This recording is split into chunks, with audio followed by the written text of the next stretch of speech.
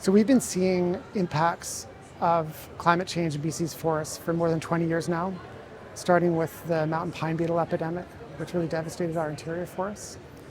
And now in the last 7 years, we've had 4 absolutely huge fire years. And the 2023 fire season is now approaching double the burned area of what we previously thought was the extreme fire year of 2017. So I think there is no one in British Columbia that hasn't been impacted in some way by the fires, whether it's through evacuations, even losing their homes, or just being impacted by the smoke and having to stay inside. There are 2 main causes of the forest fires this year. One is the condition of the forest. The second one is the increasing greenhouse gases in our atmosphere. So there's a lot we can do in forest policy and in community action to reduce the impacts, or to make our forests safer and our communities safer.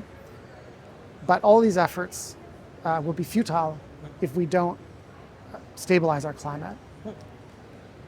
Since most of our greenhouse gases come from fossil fuels, that means that we need to phase out fossil fuels as rapidly as possible.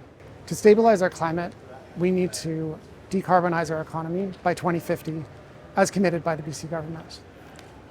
To actually achieve that target will require effort on all levels and all sectors of our society, so we all have a role. I see tailwinds in various sectors of our society.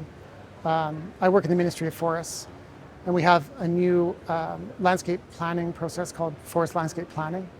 This is a collaborative process where the government works with First Nations and communities to redesign how we manage our landscape. That's a significant opportunity to change the way we do things. Certainly we haven't done enough to mitigate the issue. We have a lot of work to do in our forests to be ready for these increasing impacts.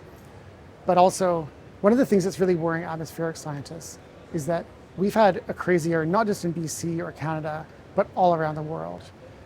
The warning signals are flashing red everywhere around the world.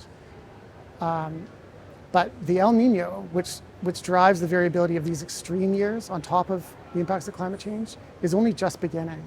So there's a lot of worry in the atmospheric science community that next year could also be an extremely bad year around the world, and potentially in BC too.